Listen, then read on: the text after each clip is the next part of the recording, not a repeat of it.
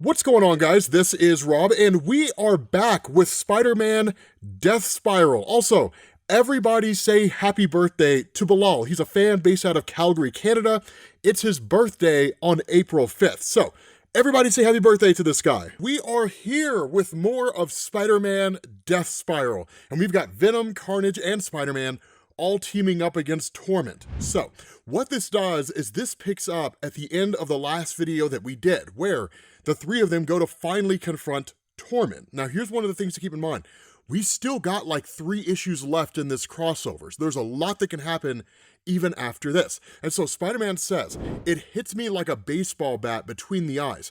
We played right into his goopy, grubby hands." And he says, "If I was not freaking out so hard, I would be furious at myself." Because Torment tells them, Peter Parker Spider-Man, Mary Jane Watson Venom, and Sleepy Eddie Brock Carnage. 3 names, 3 spirals. Now, that's one of the things to keep in mind, is that with Torment, it's almost like a compulsion, right? This guy going after people, he doesn't just attack you head on. He starts at the outside with your furthest family members that he can find and starts working his way in towards you. And that's what he's been doing this entire time. And now he's finally here at their immediate families. But notice this, Carnage says, "Call me old-fashioned, but I just don't feel right making a marriage proposal without a dowry. Do we like?" Because seemingly he's presenting Spider-Man and Venom directly to Torment. And that's what we saw, right? When they confronted Carnage, Spider-Man and Venom realized Eddie Brock was asleep and Carnage was the one who was controlling the show. And that's why Spider-Man says, "Even as my body moves on its own, part of me is trying to piece it together. Carnage knows. I figured that he's playing some sort of game with me, but then Carnage ruled. The Shocker's killed. This guy steals the gauntlets. Why? And then Torment rules. Eddie's father is killed, and it starts to click. It's not just about me. It's not just about Carnage. It's about all of us, including Mary Jane Watson. If we do not figure out exactly what he's got planned for us, then I have a feeling that more people are going to die, present company included." And that's where the fight between these 3 guys breaks out, because initially it's nuts. The whole time, Mary Jane Watson in the Carnage symbiote is trying to wake up Eddie Brock, and Eddie just won't wake up. There's seemingly nothing she can do to get him back into control, and Carnage taunts her over this, right? He says, "Funny though, how the family values have changed. Now that you're shacked up with that red-headed harlot, families are so complicated." Because keep in mind, Carnage is the offspring, the child, quote unquote, of Venom. And so that's when Mary Jane kind of manifests here and says, "You're holding back, right? Use that anti-Carnage metal." And Venom says, "I don't want to hurt Eddie Brock." But the response of MJ, "I don't want to die either. So either we take out Carnage, which means potentially taking out Eddie, or we are both going to die here." But that leads to Spider-Man facing off against Torment. And he says, "You're punching way above your weight, Mr. Swirly. Time for bed so the grown-ups can fight." And that's where Torment doesn't buy into it. He says, "A passive sonic shield."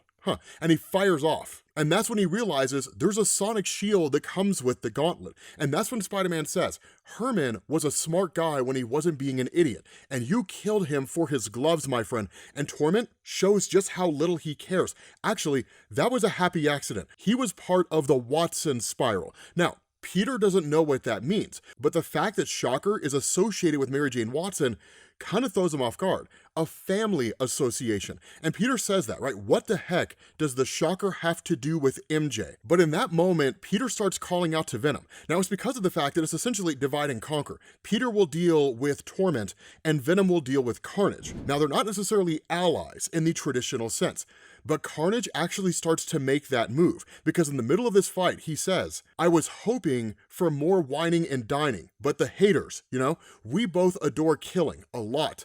I've shown my cards. I need a willing host, and something tells me that we would be a match made in hell. So what do you say, lover boy?" He's making a proposition to bond with Torment. And where Venom goes to jump in, right, Torment just fires off a sonic blast, which isn't enough to destroy Venom, but it is enough to momentarily incapacitate him. And so that's when Carnage says, 10 seconds into a team up, and look at all this winning. Marry me, Torment. And Torment just says, there are rules. So he's open to it. He's open to the idea of bonding with Carnage. He says there are rules, and he says the spirals must always be honored. Discretion is key. The pain must drown out the scream until silence. Now, along all of this, right, Carnage is offering his own commentary, right? You know, I need to murder at least 3 times a week or I get depressed. Bloodletting hardly makes any noise at all. But this is what's interesting, is he says, I don't know what that statement means, that the pain must drown out the scream until silence. But I am drooling. At least I think it's drool. And so he asks, are we doing this? And Torment says, we can break them. We cannot kill them. Not until we finish the spiral. So again, a compulsion here. And Carnage tells him, like, they're right there. We could just kill them, like, right now. But Torment says, there is order to the spiral. If you cannot understand that, and that's where Carnage just says, I understand completely. And Torment just kind of looks at him, like, what are you talking about? And that's when we realize Eddie Brock has woken up, and Eddie is back in control of the Carnage symbiote. The story is fantastic, and immediately seizes control of Torment and just sends this guy flying into a wall. And he says, I hated my father, but he deserved better than that. Because keep in mind, Torment killed the father of Eddie Brock as part of the spiral, working his way to Eddie himself. And that's where Torment just says, we will speak more when the spirals are close. And he takes off. Right? And so in that moment, you have Spider-Man and Venom who basically encase Carnage. And at that point, they start talking to Eddie and they're like, explain, make it make sense. Something's going on here. We don't have the full totality of it all, but you're going to give it to us. And at that moment, we switch over to Miles Morales' Spider-Man. Now, some of you guys out there may have noticed that there have been no new issues of Miles Morales Spider-Man. That's because Cody Ziegler's run ended at 42. It's kind of a tradition. It sucks. It was the number of Jackie Robinson. There's any number of factors behind it. But the reality is that now we're just kind of waiting to see what happens next. So at the moment, Miles Morales is kind of a character appearing in the Spider-Man comics. It's not to say his stories aren't dope. They are. And in fact, in the Amazing Spider-Man run, when Peter Parker was off planet, in issues 8 through 12, there came a point when Norman Osborn, operating as the Resolute Spider-Man, so basically pretending to be Spider-Man on Earth while Peter was in space, kind of the agreement that the two of them struck up, he's confronted by Miles Morales and the other Spider Totems within Marvel, right? So we're talking like Cindy Moon, Spider-Gwen, so on and so forth. And what ended up happening is that Norman Osborn took all of them out by himself. I mean, this guy dominated the Spider-Man family, and it's not even close. I don't care what anybody says. You will never convince me that he did not dominate the entirety of the family. And while he did end up losing, it was not because they beat him, it's because he gave up. Those are not the same thing. The guy who's beating the crap out of you stopping the fight and you beating the guy, those are two totally different scenarios. But that's what Norman Osborn's talking about here, right? When he's talking to Miles Morales, he says, I'm certain that you will recall our fracas on the rooftops when I could have killed you all, the entirety of the Spider-Man family. And Miles just says, yeah, and also, I recall how I saved your ass against the Slayers, which is why you're alive to flex. And Norman Osborn just says, at the cost of consciousness, leaving the rest of the young spiders exposed. And so at that point, Miles is almost kind of taking it as an insult. And he says that, right? Like, if I want to hear how much I suck, I can search online for hashtag not my Spider-Man. But that's where Norman just says, Miles, wait. This is not a critique. I am building an argument for something new. And he says, Peter is one of the best men I know. He saved my literal soul and taught me change is possible. That's one of the things to keep in mind. It's why Norman Osborn turned over a new leaf. It was the defeat of Sin Eater, basically. Essentially, it was all of Norman Osborn's sins, which have just kind of been removed now. So it's more or less a reboot for his character, for lack of a better word. But he says, when it comes to working with his proteges, Spider-Man kind of sucks at it. And that's true. When it comes to working with anybody that he's teaching to become a new Spider-Man, Peter kind of sucks at it, right? Not because he's careless or because these guys don't really matter to him. It's just because it's not his wheelhouse. It's not what he's best at. He's not best at being a mentor. He's just best at being like your friendly neighborhood Spider-Man, which is what we all love about him. And so that's why Miles looks to Norman and says, you want to teach us?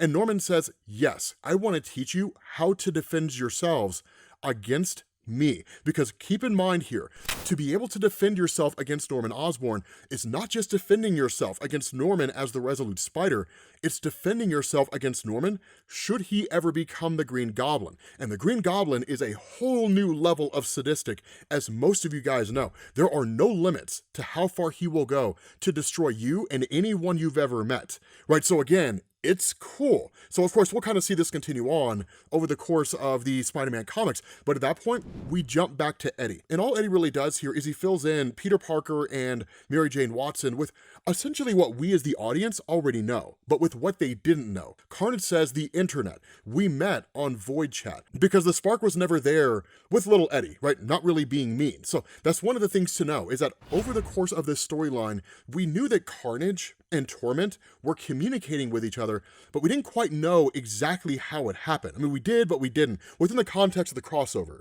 we didn't necessarily know. But that's one of the things that Eddie says. Myself and Carnage had to bond, or else we would have died. And if I didn't bond with Carnage, someone else would have. Somebody who couldn't control him. Now, following this, Carnage does offer his own kind of commentary, but it's really more just kind of a sick reflection of everything that Eddie Brock is saying. Eddie is where the real meat and potatoes are with filling everything in. And so that's why he says, somehow I slipped up. He broke into my mind, which is how he learned about you. And I've thought about ending it. A lot. If I had, maybe my dad would still be alive. As soon as I found out what he was up to, I called. And so Eddie says, I can do this, right? I can keep Carnage under wraps. I have it under control. And at that point, Mary Jane Watson is like, really? Does this look like control?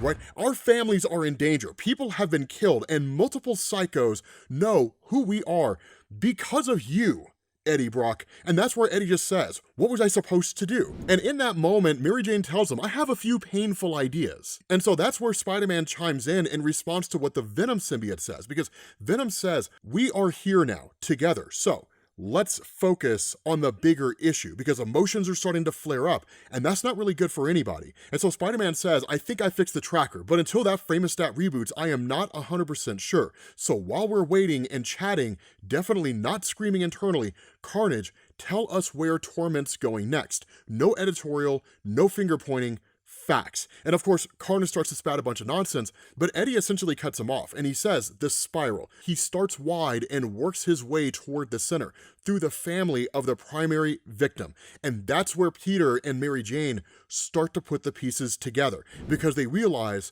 Torment's going to be going after all the people who were closest to them. They didn't realize that, right? Eddie was sitting on that information. Venom and Spider-Man were starting to figure it out, but now they've got all the pieces in play. And so Eddie kind of takes it on his own shoulders, right? He says, we'll fix this, right? I am going to fix this. But in that moment, the only thing that Spider-Man and Mary Jane Watson care about are their aunts, right? Aunt Anna, Aunt May, right? These are the people that they are the most focused on. Now, initially the response of everybody is to fan out. And what's really interesting about this, Spider-Man's not the voice of reason here, right? Like Spider-Man is just like, Aunt May is at her boyfriend's, and Mary Jane Watson is just like, Aunt Anna's in Queens. They want to like run out and take care of their loved ones. It's Eddie Brock who's the voice of reason, right? He says, you've seen what Torment can do. We cannot face him by ourselves. If we fight him by ourselves, we are going to die. And that's when Venom steps in and says, he's right, MJ. We need to rely on one another, which means we need to figure out who to go after first. Now, they're waiting on the tracker, and the tracker will tell them exactly where Torment's going. But until that happens, they don't have a definitive answer. More so than that, they realize they have to work with Eddie Brock. But Eddie is an enigma here, right? Carnage is a kind of uncontrollable variable in the midst of all of this, which I guess is a redundant statement. Variables, by their very nature, are not controllable. They're not constants. But the point is, Spider-Man asked the question, right? Eddie, the truth. Can you control Carnage until we get through this? And Mary Jane Watson's kind of flabbergasted at the fact that Peter would trust Eddie, but at the end of the day, what choice do they have, right? Peter says, splitting up leaves everybody vulnerable. Fighting about this gives Torment time. So honestly, we have to ally together, and that's the only way we're going to be able to take this guy out. But that's where MJ is just like, stop talking, right? We're not leaving them unprotected. Only for us to find out she's talking to Agent Anti-Venom, Flash Thompson. And I'll be honest, I forgot he was a part of this. I knew he was, but I forgot about him, right? Here's the cool thing, man. For those of you guys who don't know, Flash Thompson is one of these crazy scenarios in Marvel Comics right now. Flash Thompson is like probably far and away the most popular symbiote within Marvel Comics, right? Probably more popular than Carnage and Venom. Yet he's like the one they use the least, which is the craziest thing when you think about it, right? But he says, sorry for the noise, Agent Anti-Venom's at work. And he's like, third person is kind of gross. But anyway, she says Flash, right? Aunt Anna and Aunt May are in danger. And so Flash Thompson immediately deals with this threat that he's contending with. And so he's like, cool, give me the details, and I will go and protect them as best I can, or at least check on them. And so while that's going on, you do get this kind of interesting tease here, right? Because Spider-Man's like, you have Flash Thompson on speed dial, and Mary Jane Watson's just like, there's a symbiote group chat too, right? I can send you a link if you're interested. It's kind of a funny thing. And so Spider-Man's like, are you serious? And she's like, no, you idiot, right? We need help, right? Anna and May both know Flash. He's strong and a sweet talker to old ladies. Why are you being weird? This is the kind of funny thing that I'm talking about here, though, right? Is that Spider-Man says, I'm not. Your voice did that thing. And she's like, what thing? And Venom says, it lilts at the end, right? Flash, not Flash. And Venom says also, your heart rate increased and your pheromones, and she cuts him off. She's like, do not discuss my pheromones with anyone ever. And so Spider-Man's just like, look, if that happened, if the two of you touched naughty bits, and she's like, it didn't. He's like, but if it did, and she's like, it didn't. He's like, but if it did, I would totally get it. Flash has come a long way. I would completely get if the two of you guys were knocking boots. I'll be honest with you guys, Marvel's been kind of teasing this for a while. Now, as I understand it, Jordan D. White has come out and was non-conclusive on it. He was like, I mean, maybe, but maybe not. It could go one way or the other. There really is no definitive answer here. I want to say that Marvel's been teasing the idea of getting Peter Parker and Mary Jane Watson back together again. I don't remember if that's true or not, so I'm not going to swear to it. But honestly, and hear me out, guys, right? Don't be dismissive. I could kind of see it. Mary Jane Watson and Flash Thompson? I mean, come on, don't tell me that wouldn't work. I think it would be pretty dope, right? At least the people version of them. I don't know how I feel about Venom and Anti-Venom teaming up, although that also sounds kind of cool. But still, you guys get what I'm saying, right? I mean, think about it for a little, just give it a shot, think about it for a moment, let me know what you think, right? But getting back to the story itself, the question's asked, right? Where is Torment? Because now they have the tracker. And Spider-Man asks, right, didn't you say Aunt Anna is in Queens? And Venom says yes. And he says, why would Torment be heading to your place, Mary Jane? And that's where Eddie says, oh my God. Because what you do is you switch over to Dylan Brock. And Dylan and Paul are playing Marvel rivals. And to sidetrack for a second, Spider-Man players, I'm sick of your shit. All I want to do is play as Moon Knight in peace and kill as many people on the enemy team as I possibly can by being lazy and throwing those stupid little moon daggers into the crowd and just having them ricochet off of everybody. Stop coming after me. I've had enough of it. Like, I'll throw my arm down to the ground and just kill you every single time you do. Like, if you want to live, stop coming after me. Leave me alone. But anyway, here's the thing. What's interesting in the conversation between Paul and Dylan, and this is a very important part of the story, Paul has more recently tried to be a father figure to Dylan in a lot of ways. I don't necessarily know if I would go so far as to say that he's trying to replace Eddie Brock, but he's trying to relate to Dylan. Now keep in mind, Dylan's young, right? He's essentially a teenager, so he's full of all the angst and hormones that teenagers are full of, right? They believe they have the world figured out. They don't really know anything about anything, right? They want all the freedom of adulthood with none of the responsibility, but they're all just kind of like this emotional jumbled mess. But then you take all of that, just the traditional rigors of what it means to grow up in the world, and then you throw in his complicated relationship with Eddie, the abandonment issues, and all the psychological trauma that comes along with it. Suddenly, you have this wildly complex and very difficult to navigate life for a young teenager, a life he shouldn't have to navigate. And Paul's doing what he can. And honestly, he asked Dylan, right, do you want to talk? And Dylan's just like, I'm in the middle, right? I'm in the middle of all of this. And so Paul's just like, I know I'm not like the ideal, but MJ's not here. And frankly, since your dad paid his unannounced visit, you've been kind of a mope, and I thought that I could just help lighten the load a little bit. And Dylan just says, no load lightening needed. I just want to play. And so Paul says, right, I can relate, my dad was a literal monster. And Dylan freaks and just like throws his controller into the TV and is like, you have pretend kids if you want to play pretend dad. Oh wait, they're dead because you suck. Don't talk to me about my father, and just storms off. And I gotta say, man, that's cold. Right? Like, that is cold-hearted to say something like that. And at that point, he gets so frustrated, right? He's like, I'm just trying to help, Dylan, right? I didn't hurt you. He did. Why do you hate me so much? And the response of Dylan, right? I hate that you simp around like Mr. Try-Hard Top-Knot, hoping that people are going to like you, when everyone knows you're an interdimensional loser who never got it together. I don't care about you enough to hate you at all. I don't care about you at all, and like goes into the room. I mean, this is cold, man. This is rough, even for a teenager, right? It's just a level of unnecessary cruelty. Because what Dylan's effectively telling him here is like, if you are on life support, I would unplug you to charge my phone. That's just extremely cruel. It's incredibly hardcore. And so at that moment, in his frustration, when Dylan goes to leave, Torment is standing there, and he just says, Dylan Brock, son of Anne Weying, the Venom symbiote, and Eddie Brock, you have your father's eyes. I want to see if you have his heart. And so at that point, all hell breaks loose, because he says, I will cut to the chase, Dylan Brock. I am Torment, and I just killed your grandfather. Now I'm here to kill you. For the spiral, you understand, nothing personal. And Dylan immediately slams the door in this guy's face. At that point, he calls for Paul. Paul comes running out with a knife in his hand, and at that point, Dylan's just like, forget the knife, right? Put your weight on the door, now. And he says, one thing at a time, because Paul asked the question, right? Didn't he say that he killed your grandfather? And the response of Dylan, push him, right? Push the door as hard as you can.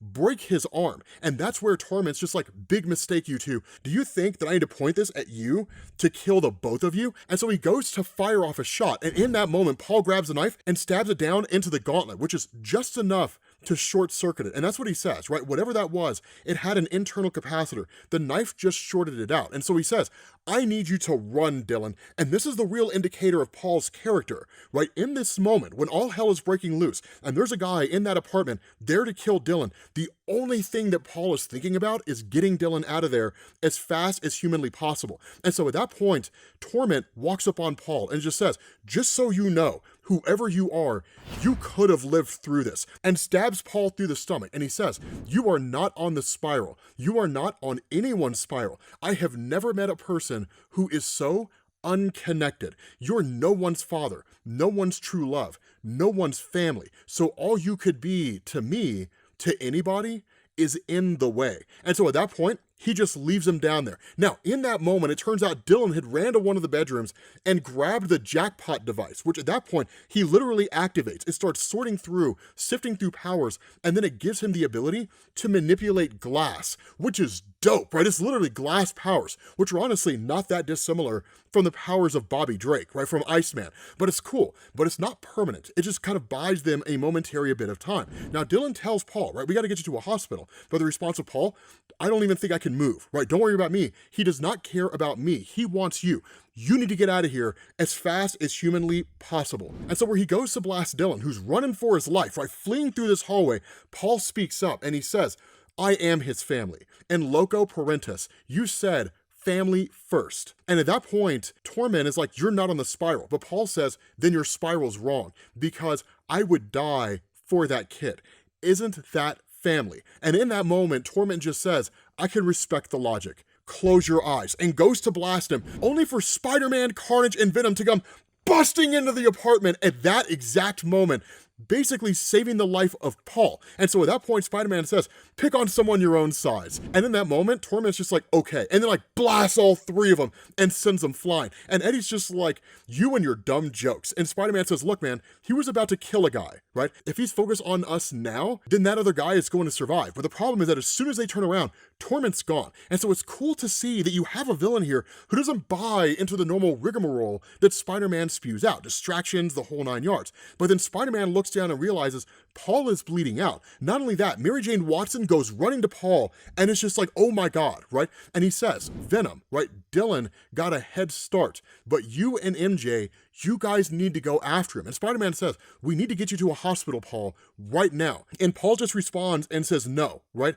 I don't matter. I never matter. And he dies. They killed Paul. Now, the response to this has been exactly what you would expect. Some people are just like, thank God. And others are kind of in the same boat I am, where it's like, I mean, I didn't want him to die, but I mean, I didn't like him, but like, I didn't want him to die. Like, did he really deserve all the hate? We as comic book fans are a fickle bunch. We hate a character when they're alive, but then when they die, suddenly we realize we love them. And then when they come back, we realize why we hated them again. It's one of those weird things, right? We cannot get it together. But here's the crazy thing, is that while Spider-Man is just like, hold on, right? Like, we need to get Paul to a hospital. The response of Eddie is, he's dead, Parker. We know death. He is gone. But that's where Venom realizes he's going after Dylan. Now, here's the crazy thing. It's not necessarily Mary Jane Watson who is so incensed about Torment going after Dylan? It's Venom. It's the Venom symbiote. Because keep in mind, Venom and Dylan have a very close relationship to one another. Because lest we forget, right, when Eddie Brock first became the King in Black in Marvel Comics, he tasked the Venom symbiote with protecting Dylan. And while things have changed drastically since King in Black came to an end, and Venom's job is to no longer protect Dylan the way he exists, the problem is Venom still feels a measure of duty to make sure that Dylan is protected. And so that's why he freaks out and goes after Torment. Not only that, Eddie Brock, right, it's his son. Everyone's got a personal vendetta here, really outside of Peter. Peter's the only one that doesn't really have a personal involvement in the life of Dylan.